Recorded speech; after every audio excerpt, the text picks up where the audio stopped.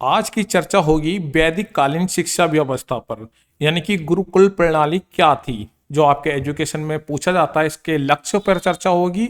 इसका लक्ष्य क्या थे और इसमें किस वर्ष में आपको प्रवेश मिलता था, क्या उसकी आयु थी गुरुकुल में जाने की। इसके अलावा आपके गुरुकुल में निवास का यानी रहने का क्या सिस्टम था, उसकी अनुशासन और दिनचर्या पर चर्चा होगी।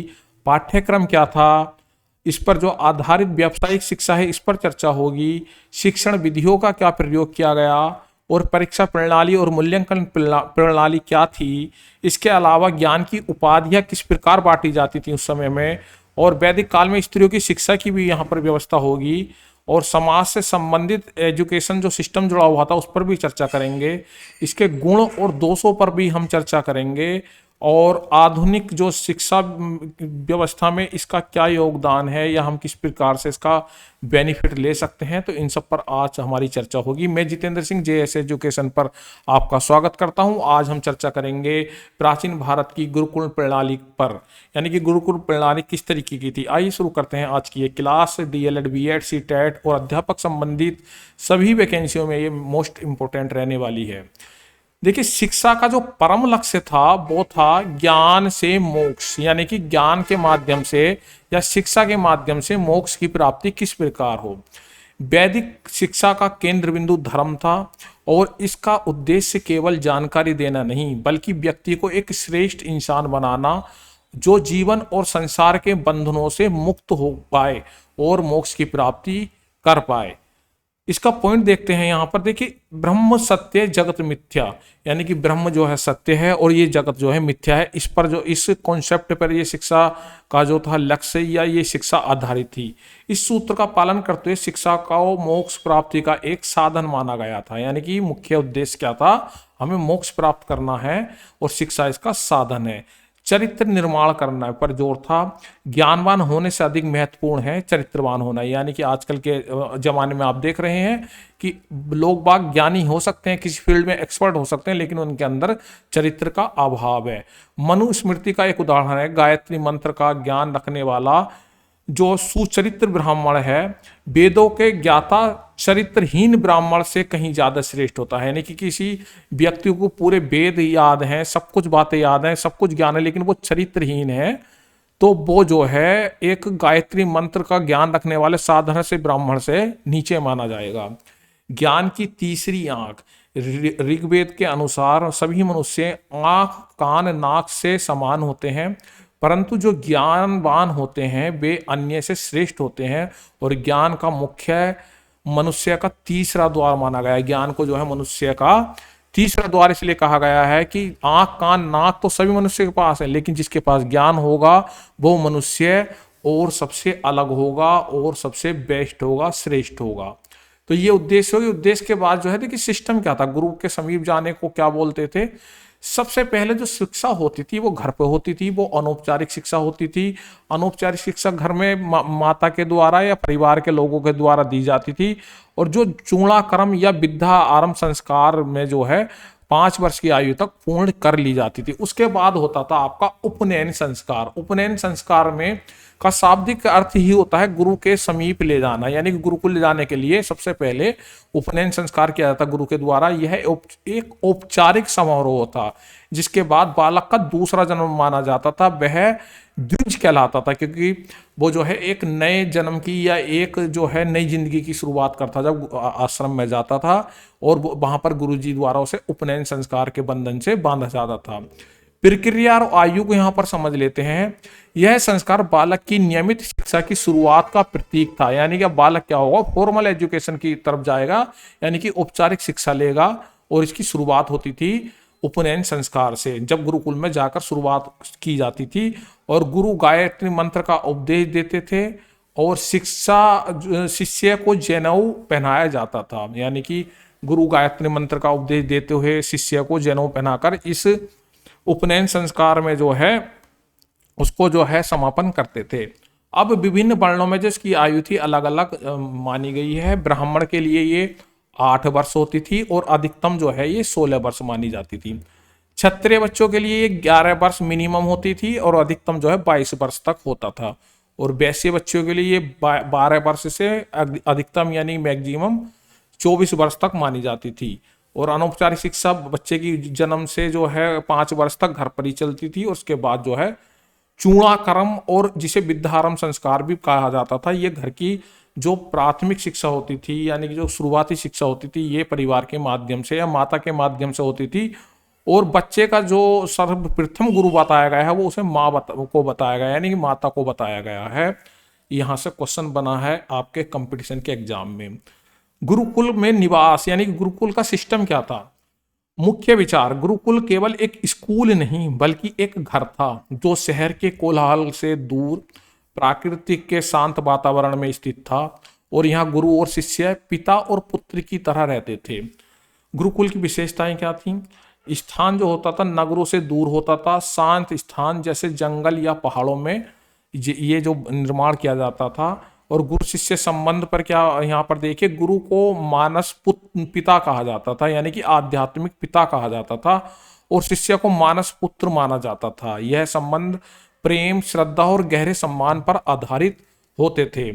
समानता का सिद्धांत भी गुरुकुल व्यवस्था में देखने को मिलता है, यानी कि जो आपकी प्राचीन गुरुकुल व्यवस्था थी उसमें समानता का सिद्धांत, चाहे राजा का पुत्र हो या चाहे रंक का पुत्र हो, गुरुकुल में सभी छात्र समान थे और सभी का समान नियमों से का पालन होता है, यानी सभी के लिए सभी नियम बराबर थे, चाहे वो राजा का हो या रंक का हो यानी कि फकीर का हो। अब यहाँ पर अनुशासन की बात चलती है तो आत्म अनुशासन पर जोर दिया गया। आत्म अनुशासन की दिनचर्या होती थी यहाँ पर। इसमें मुख्य विचार क्या थे। मुख्य विचार, छात्र का जीवन कठोर नियमों और एक अनुशासित दिनचर्या से बना होता था, जिसका उद्देश्य केवल ज्ञान देना नहीं बल्कि आत्म संयम और विनम्रता सिखाना होता था। प्रातःकाल का उठकर ब्रह्म मुहूर्त में उठना होता था, धार्मिक कार्य, और प्रातः 8 बजे से 11 बजे तक शिक्षण कार्य चलता था। उसके बाद दोपहर में मध्याह्न भोजन होता था। सायकाल फिर पुनः 2 बजे से 5 से 6 बजे तक अध्ययन होता था। इसके अलावा जो प्रकरण थे, भिक्षाटन यानी कि भीख मांगने की भी इसमें प्रक्रिया थी। ये क्यों थी। यह दिनचर्या का एक अनिवार्य हिस्सा था। क्यों बनाया गया था, इसका उद्देश्य क्या था, जिससे बच्चों में अहंकार को दूर करना, विनम्रता सिखाना और समाज के प्रति जिम्मेदारी का भाव पैदा करना। इससे क्या होता था जब और इसी भिक्षा से जो है गुरुकुल का जो है पालन पोषण भी होता था। तो इसमें क्या होता था, चाहे राजा का पुत्र हो या मजदूर का पुत्र हो, तो वो सब क्या होते थे, भिक्षा मांगने जाया करते थे, जिससे उन्हें पता चलता था कि सामाजिकता और समाज में किस तरीके से जो है रोजी रोटी मिलती है, और उसके अलावा जो है उनके अंदर अहंकार की भावना को भी दूर करने में ये सक्षम होते थे। अब यहाँ पर हम पाठ्यक्रम की बात करेंगे। पाठ्यक्रम क्या होता था। मुख्य विचार, पाठ्यक्रम को 2 भागों में बांटा गया है जो आध्यात्मिक और लौकिक ज्ञान के बीच में संतुलन स्थापित करता है। शिक्षा का माध्यम जो मुख्य बात है संस्कृत हुआ करता था। देखिए 2 तरीके के ज्ञानों का मेन था पाठ्यक्रम बांटा था। एक था पराविद्या जिसे आध्यात्मिक ज्ञान दिया जाता था, एक था अपराविद्या जिसमें लौकिक ज्ञान दिया जाता था, यानी कि इस संसार का ज्ञान होता था। पराविद्या में क्या लक्ष्य था, मोक्ष प्राप्ति करवाना, और अपराविद्या में क्या था, सांसारिक जीवन के लिए तैयार करना। अब इसमें विषय क्या होते थे, 4 वेद जिसमें ऋग्वेद, यजुर्वेद, सामवेद और अर्थवेद, और इसमें वेदांग, उपनिषद, पुराण, दर्शन, नीति शास्त्र का भी अध्ययन किया जाता था। और जो लौकिक ज्ञान के लिए यानी कि अपराविद्या, जो इस संसार की विद्या, जो इस संसार में जीने के लिए जरूरी था, उसमें क्या क्या विषय थे आपके, ज्योतिष शास्त्र, अंक शास्त्र, भूगर्भ शास्त्र, तर्क शास्त्र, रसायन शास्त्र, धनुर्विद्या, ललित कलाएं, अर्थशास्त्र, राजनीति शास्त्र, आयुर्वेद और पशु पालन और वाणिज्य, यानी कि ये जो है मुख्य विषय रखे गए थे सांसारिक जीवन के लिए, यानी कि अपराविद्या इसी जीवन में को तैयार करने के लिए, सांसारिक जीवन को तैयार करने के लिए। और जो पराविद्या था वो मोक्ष प्राप्ति के लिए था, जिसमें वेद का और जो है आपके पुराणों का या दर्शन का या नीति शास्त्र का अध्ययन कराया जाता था। प्राचीन वैदिक काल के जन्म से ही जो है भारतीय साहित्य पूर्ण रूप से धर्म से प्रभावित रहा है। ये भी यहाँ से एक विशेष बात निकल कर आती है। अब देखते हैं यहाँ पर व्यावसायिक शिक्षा क्या थी। देखिए वर्ण का जो वर्ण आधारित व्यावसायिक शिक्षा, यानी कि अलग अलग वर्णों के हिसाब से अलग अलग व्यावसायिक शिक्षा दी गई है। मुख्य विचार, अपराविद्या के अंतर्गत छात्र को उनके वर्ण के अनुसार विशिष्ट व्यावसायिक और सामाजिक शिक्षा के कर्तव्यों के लिए प्रशिक्षित किया जाता था, यानी उस समय पे व्यावसायिक शिक्षा भी आपको दी जाती थी, लेकिन वो वर्ण के अकॉर्डिंग होती थी। ब्राह्मण का क्या व्यावसायिक शिक्षा थी? मुख्य ध्यान था धर्म ग्रंथों का अध्ययन करना, ज्ञान और अनुष्ठान करना, यानी कि उनका क्या था, धर्म का प्रचार प्रसार, ज्ञान अनुष्ठान और जो भी धार्मिक काम होंगे या जो भी धर्म से संबंधित चीजें होंगी वो ब्राह्मण वर्ग के लोगों को सिखाई जाती थी। उसके बाद क्षत्रिय वर्ग के लोगों को क्या सिखाया जाता था? उनका मुख्य ध्यान होता था धनुर्विद्या, सैन्य शिक्षा, राजनीति, शासन प्रशासन की शिक्षा दी जाती थी। और वैश्य वर्ग के लोगों को जो है बताया जाता था कृषि के बारे में, व्यापार के बारे में, पशुपालन की शिक्षा और वाणिज्य की शिक्षा दी जाती थी। तो इस तरीके से व्यावसायिक शिक्षा पर भी यहाँ पर जोर दिया गया था। देखिए यहाँ पर शूद्रों को औपचारिक वैदिक शिक्षा प्राप्त करने का अधिकार नहीं था। इस प्रणाली की एक जो है ये सबसे बड़ा दोष भी कह सकते हैं आप, या इसका जो है फॉल्ट भी कह सकते हैं। इसके बाद आता है आपका ज्ञान हस्तांतरण की कला, शिक्षण विधियां, यानी कि एक गुरु या किसी एक पीढ़ी से दूसरी पीढ़ी में कोई भी ज्ञान को हस्तांतरण करेंगे तो वो किसी विधि से करते हैं। तो शिक्षा का जो हस्तांतरण किया गया तो उसे बोलते हैं शिक्षण विधियां। तो कौन सी शिक्षण विधियां प्रयोग की गई? मुख्य जो है लेखन कला ज्ञात होने के बावजूद शिक्षण मुख्य रूप से मौखिक थी। गुरु बोलते थे और छात्र सुनकर मनन करते थे और उसका चिंतन करके जो है उसे कंठस्थ करते थे ज्ञान को। प्रमुख विधियां कौन कौन सी प्रयोग की गई हैं? मौखिक और व्याख्यान विधि, यानी कि लेक्चर मेथड। जैसे हायर एजुकेशन में होता है, टीचर आते हैं और लेक्चर देकर चले जाते हैं। हर गुरु जो है, जो शिष्य हैं वो उनकी बातें सुनते हैं, नोट्स बनाते हैं, उसे सीखते हैं। तो गुरु मौखिक प्रवचन द्वारा शिक्षा देते थे। अब इसमें क्या है, अनुकरण और आवृत्ति एवं कंठस्थ विधि भी थी। छात्र श्लोक और पाठों को बार बार दोहराकर याद करते थे, यानी कि रटनीति विद्या भी थी। प्रश्न उत्तर, वाद विवाद और तर्कशास्त्र, शंकाओं को दूर करने के लिए, विषय की गहराई तक जाने के लिए इन विधियों का प्रयोग किया जाता था। यानी कि प्रश्न उत्तर में शिष्य गुरु से प्रश्न पूछते थे या एक दूसरे से प्रश्न उत्तर पूछे जाते थे, वाद विवाद होता था और शास्त्रार्थ होता था, यानी कि तर्क वितर्क किया जाता था जिससे कि कंफ्यूजन दूर हो किसी भी टॉपिक का। कहानी विधि, यानी कि कथा प्रणाली, स्टोरी मेथड, नीति कथा और पंचतंत्र जैसी कहानियों के माध्यम से नैतिक शिक्षा दी जाती थी। और तर्क विधि, उत्तर वैदिक काल में तर्कशास्त्र जैसे विषयों के लिए इसका विकास किया हुआ था, मतलब तर्क विधि का भी प्रयोग होता है। और सिद्धांत क्या था? अगला पाठ तभी पढ़ाया जाएगा जब छात्र पहले पढ़े गए पाठ को पूरी तरह से तैयार कर लेगा। ये यहाँ मुख्य बात है। जब तक गुरु या जब तक जो है अगली चीज नहीं सिखाई जाती, जब तक छात्र पुरानी चीज या जो चीज पढ़ाई गई है उस चीज में पूर्ण तरह जो है वो पारंगत नहीं हो जाते। इसके बाद आता है आपकी परीक्षा प्रणाली। योग्यता ही प्रमाण पत्र था, यानी जो बच्चा योग्य है उसे ही प्रमाण पत्र दिया जाता था। परीक्षा प्रणाली, मुख्य विचार, आज की तरह कोई औपचारिक लिखित परीक्षा या डिग्री नहीं होती थी। छात्र की योग्यता और ज्ञान का प्रदर्शन ही उसका सबसे बड़ा प्रमाण पत्र था।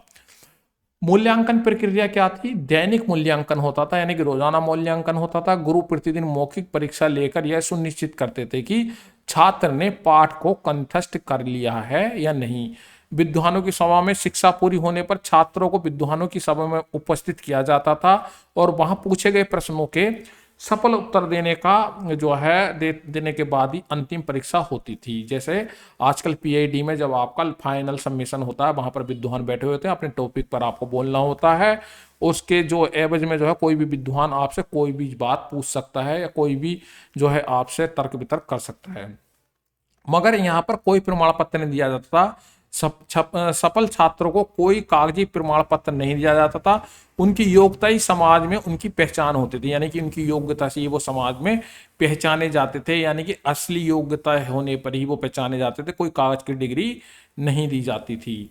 ज्ञान की उपाधियां कैसे बांटी जाती थी उस समय में? जैसे अब आपका होता है high school, inter graduation, post graduation, BEd, BTC.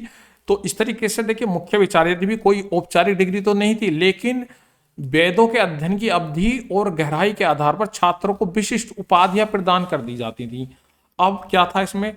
सबसे जो छोटी डिग्री थी यहां पर देखेंगे आप, वो थी स्नातक। स्नातक 12 वर्ष का पाठ्यक्रम पूरा करने वाले एक वेद को, यानी कि एक वेद किसी ने याद कर लिया या 12 वर्ष तक जो है एक वेद को याद करने की जो समय अवधि थी तो उसे स्नातक माना जाता था। उसके बाद जो है आपका वासु माना जाता था। यानी कि जो 24 वर्ष का पाठ्यक्रम पूरा कर लेता था, 2 वेदों को याद कर लेता था। उसके बाद आपको जो है 36 वर्ष तक 3 वेदों को ज्ञात करना था, उसे रुद्र माना जाता था। और जो 48 वर्ष तक चारों वेदों का ज्ञाता हो जाता था, उसे आदित्य कहा जाता था। और स्नातक जो है 12 वर्ष का पाठ्यक्रम पूरा करने वाला जो होता था, एक वेद वाला होता था। फिर उसके बाद 24 वर्ष तक पाठ्यक्रम पूरा करके 2 वेद जिसने याद कर लिए वो वासु होता था। फिर रुद्र होता था 36 वर्ष यानी 3 वेद, और 4 वेद जो है 12 12 12 चौक 48 आदित्य बन जाता था। तो ये इस तरीके से उनको जो है नाम दिए जाते थे, स्नातक, वासु, रुद्र और जी आपका आदित्य। आदित्य सबसे बड़ी डिग्री होती थी। देखिए वैदिक काल में स्त्रियों की शिक्षा पर भी यहाँ पर हम नजर डाल लेते हैं। प्राचीन वैदिक काल में पुरुषों के समान स्त्रियों को भी शिक्षा प्रदान करने के अवसर उपलब्ध थे। उनका भी उपनयन संस्कार होता था और वे ब्रह्मचर्य व्रत का पालन करती थी, यानी कि वो जब तक गुरुकुल में रहती थी लड़कों की तरह से लड़कियां भी ब्रह्मचर्य पालन का जो है करते हुए अपनी शिक्षा को जो है पूर्ण करती थी। मुख्य बिंदु क्या थे? स्त्रियों को वेद, संगीत, नृत्य और ललित कलाओं की शिक्षा दी जाती थी। और इसके अलावा जो है इस काल में अनेक विदुषी महिलाएं हुई हैं जिनका नाम इतिहास में प्रसिद्ध है। प्रसिद्ध विदुषी महिलाएं कौन कौन सी हैं? घोषा, गार्गी, लोपामुद्रा, अपलाल, सरस्वती, इंद्राणी, ये जो है मुख्य महिलाएं हुई हैं उस समय की। तो ये शिक्षा का पता चलता है कि स्त्रियों की शिक्षा पर भी वहां पर जोर था। अब आपका आता है समावर्तन संस्कार, यानी समाज की ओर वापस। देखिए जब गुरु के पास लाए थे तो तब हुआ था उपनयन संस्कार, जब गुरुकुल की शिक्षा पूरी हुई थी। अब गुरुकुल की शिक्षा पूर्ण हो गई है, बच्चा समाज में जाने के लिए तैयार हो गया है। उसकी शिक्षा गुरु के आशीर्वाद लेकर वो सामाजिक जीवन के लिए तरफ लौटेगा, समाज की ओर वापिस होगा, तो उसे बोलेंगे समावर्तन संस्कार। मुख्य विचार: शिक्षा की समाप्ति पर समावर्तन संस्कार संपन्न किया जाता था, जिसका शाब्दिक अर्थ होता घर लौटना। यह छात्र जीवन के अंत और ग्रस्त आश्रम में प्रवेश करने के लिए होता था। अब क्या होता है, सबसे जो बाल्यावस्था होती है, उसके बाद जो है आपकी किशोर अवस्था होती है, फिर जो है आपका जो आता है गृहस्थ आश्रम आता है, जहाँ बच्चा समाज में जाकर शादी करता है, बच्चे करता है और अपनी गृहस्थी को संभालता है। तो ये समावर्तन संस्कार, गुरुकुल की शिक्षा पूरी होने के बाद वो गृहस्थ आश्रम में प्रवेश करता था। समारोह के चरण क्या होते थे वो देख लेते हैं। समावर्तन उपदेश: गुरु छात्र को अंतिम उपदेश देते थे, हमें सत्य बोलना है, धर्म के मार्ग पर चलना है, माता पिता की सेवा करनी है। गुरु दक्षिणा: छात्र अपनी सामर्थ्य के अनुसार गुरु को दक्षिणा देते, जैसे फूल, उपहार या अन्य वस्तु अर्पित करते थे। गृहस्थ आश्रम में प्रवेश: इसके पश्चात शिक्षार्थी स्नातक कहलाता था और विवाह करके गृहस्थ जीवन में प्रवेश करता था। तो ये जो थे समावर्तन संस्कार के मुख्य पॉइंट थे। अब इसमें देखते हैं हम मूल्यांकन, यानी कि वैदिक शिक्षा प्रणाली का मूल्यांकन हम अपने नजरिए से करेंगे। इसमें क्या गुण थे और क्या दोष थे। वैदिक शिक्षा प्रणाली अपने समय में अद्वितीय थी, जिसमें कई आदर्श गुण थे, लेकिन साथ ही कुछ महत्वपूर्ण सामाजिक और संरचनात्मक दोष भी थे। तो जैसे सबसे पहले हम गुण देख लेते हैं यहाँ पर। निःशुल्क शिक्षा थी, यानी कि किसी को कोई शुल्क नहीं देना पड़ता था। और उत्तम गुरु शिष्य संबंध थे, यानी पिता पुत्र जैसे घनिष्ठ संबंध। और चरित्र और व्यक्तित्व का विकास, यानी नैतिकता और आत्मानुशासन पर जो है अत्यधिक बल। बालक का सर्वांगीण विकास, यानी आध्यात्मिक और लौकिक दोनों ज्ञानों का समावेशन इस शिक्षा व्यवस्था में था। और संस्कृति का जो संरक्षण, संस्कृति का संरक्षण, ज्ञान को पीढ़ी दर पीढ़ी संरक्षित करके दूसरी ओर प्रसारित करना, यानी कि पहली पीढ़ी से दूसरी पीढ़ी में धर्म और ज्ञान और संस्कृति का पीढ़ी दर पीढ़ी जो है संरक्षण चल रहा था। और शांत एवं प्राकृतिक परिवेश में सीखने के लिए वातावरण था। तो ये थे तो गुण थे, लेकिन दोष भी थे इसमें कुछ। देखिए सबसे पहले दोष: धर्म पर अत्यधिक बल दिया गया, यानी कि लौकिक विषयों की तुलना में धार्मिक शिक्षा पर अधिक बल था। कि मुख्य बात जो थी दूसरे लोक की, यानी कि अलौकिक, यानी कि मोक्ष की बात ही ज्यादा की जाती थी। रटने पर बल, यानी कि यहाँ पर मौखिक परंपरा के कारण कंठस्थ करने पर जोर अधिक था, यानी कि रटनती विद्या ज्यादा थी। सामाजिक असमानता: शूद्रों को शिक्षा के अधिकार से वंचित रखा गया, ये सामाजिक असमानता देखने को मिलती है। स्त्री शिक्षा का अभाव: उत्तर वैदिक काल में, बाद के समय में स्त्रियों की शिक्षा की उपेक्षा हुई और राज्य का उत्तरदायित्व नहीं था, यानी कि शिक्षा जो थी राज्य के नियंत्रण में नहीं थी। शिक्षा का कोई केंद्रीय नियंत्रण या राज के समर्थन नहीं था। और लोक भाषाओं की उपेक्षा। शिक्षा का माध्यम केवल संस्कृत था, किसी भी लोक भाषा या लोकल भाषा का प्रयोग नहीं किया जाता था, जटिल और संस्कृत की भाषा का ही प्रयोग किया जाता था। अब यहाँ पर देखते हैं वैदिक ज्ञान की स्थायी विरासत है, यानी कि हमें इससे मिलता क्या है, इस वैदिक कालीन शिक्षा व्यवस्था से हमें क्या लाभ है, या आज के युग में इसकी क्या जरूरत है, या हमें इसे रखना चाहिए या नहीं रखना चाहिए। भले ही गुरु प्रणाली आज मौजूद नहीं है, गुरुकुल प्रणाली आज मौजूद नहीं है, लेकिन इसके मूल सिद्धांत, चरित्र का निर्माण, समग्र विकास और गुरु का महत्व आज भी आधुनिक शिक्षा के लिए प्रेरणा के स्रोत बन सकते हैं। जैसे आधुनिक युग में बच्चों में चरित्र का ह्रास हो रहा है, शिक्षकों में भी चरित्र का ह्रास हो रहा है, और सभी समग्र विकास की ओर जो है हम जोर नहीं दे रहे हैं, केवल पैसा कमाने की हाय धुन हो रही है, और गुरु का महत्व भी आज की शिक्षा में कम होता जा रहा है। तो इन सब चीज़ों को जो है बनाए रखने के लिए हम वैदिक कालीन शिक्षा व्यवस्था को जो है नई शिक्षा के तहत जोड़ कर सकते हैं, या उसका हमें बेनिफिट मिल सकता है। देखिए आधुनिक प्रासंगिकता क्या है, कि आज के ज़माने में इस शिक्षा का क्या फायदा है। व्यक्तित्व का समग्र विकास, यानी किसी की पर्सनैलिटी का जो हमें विकास करना है, या किसी व्यक्तित्व का जो समग्र संपूर्ण विकास करना है, तो प्राचीन शिक्षा व्यवस्था के बगैर नहीं होता है, हो सकता है। यानी कि गुरुकुल प्रणाली या जो भी आपकी वैदिक कालीन प्रणाली शिक्षा व्यवस्था है, उसके बगैर ये चीज़ नहीं हो सकती है। नैतिकता और मानवीय मूल्यों पर जोर दिया गया है शिक्षा व्यवस्था में, जो कि बहुत जरूरी है आज के नजरिए से। शिक्षक और छात्र के बीच एक मजबूत संबंध का महत्व भी इस शिक्षा व्यवस्था में हमें देखने को मिलता है, और ये जो है आज की शिक्षा व्यवस्था में बहुत महत्वपूर्ण रखती है। इसकी ये जो भी चीज़ें हैं जो इम्प्लीमेंट करना अनिवार्य है आज की शिक्षा व्यवस्था में। देखिए अंत में विचार क्या है, डॉक्टर एस अतलेकर के शब्दों में हम यहाँ पर आपको बताएंगे। ये कोटेशन पूछी भी जाती है कई बार। शिक्षा प्रकाश और शक्ति का ऐसा स्रोत माना जाता है जो हमारी शारीरिक, मानसिक, बौद्धिक और आध्यात्मिक शक्तियों तथा क्षमताओं का निरंतर एवं सामंजस्यपूर्ण विकास करके हमारे स्वभाव को परिवर्तित करती है और उसे उत्कृष्ट बनाती है। तो इस जो है इनके डॉक्टर एस अतलेकर के सेंटेंस के साथ आज की ये क्लास यहीं पर संपन्न होती है। इसके बाद अगली शिक्षा व्यवस्था के साथ हम जल्दी मिलेंगे। हमारे साथ बने रहिएगा। JS एजुकेशन को सब्सक्राइब कीजिए, लाइक कीजिए, और YouTube पर जाकर लोगों को भी बताइए हमारे चैनल के बारे में। आज के लिए इतना ही, धन्यवाद, नमस्कार।